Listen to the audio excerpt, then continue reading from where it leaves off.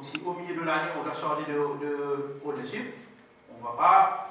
Pourquoi il faut faire un nouveau service? Le but de sa procédé de consultation avec les plaisanciers, c'est parce que très souvent, moi, je gagne une rencontre avec un individu et je raconte plein d'histoires et alors qu'il y a une autre version.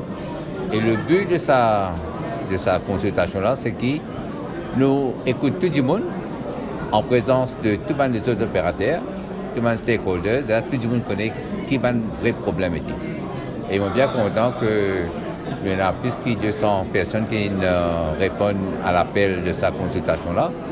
Et nous pensons que beaucoup de sujets que je peux discuter, c'est un sujet d'importance pour préserver l'image de destination haut de gamme pour Maurice et aussi parce que la sécurité des touristes. Pour moi, la priorité, c'est la sécurité des touristes en mer et nous pouvons prendre toutes les mesures nécessaires pour que tout un opérateur en mer, pas seulement un bateau correct, il a l'assurance et il a un skipper, un personnel bien formé. C'est très très important pour les touristes, pour qu'ils gagnent confiance qu'ils sont capables de faire une activité en mer. La deuxième chose qui est importante, c'est que le nombre de touristes peut augmenter et nous sommes capables de donner à un touriste un service de qualité, un service innovant. Et nous pensons que nous pouvons être capables de régler le nombre de PMI, d'opérations dans toutes les parties de Maurice.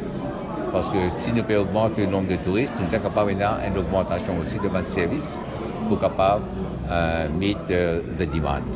Mais justement, les demandes de permis commercial, est-ce qu'il nous pourrait voir ça à peu près quand? Enfin, il est bon qui me dit que le temps de faire, pour préparer sa consultation-là, nous faisons un relevé de tout le PMI de bateau de plaisance et nous faisons trouver qu'il y a à peu près 1000 PMI qui sont donnés et qui ne sont pas opérationnels.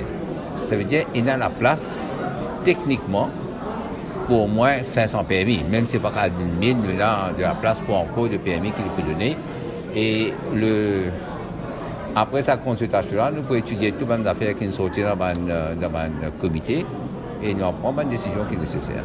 L'Express, le journal, il fait l'amalgame avec l'aquaculture aujourd'hui et moi pensé que les gens qui écrit cet article-là ne sont pas bien au fait avec la réalité. La réalité, c'est que le gouvernement qui autorise une compagnie qui s'appelle Growfish commence une activité aquacole à une distance des lagons à plus de quelques kilomètres. C'est en haute mer. Ce n'est pas dans les lagons. Ils vont faire ressortir que la seule ferme aquacole qu'il y a à Maurice aujourd'hui, près de Maïbo, c'est dans les lagons.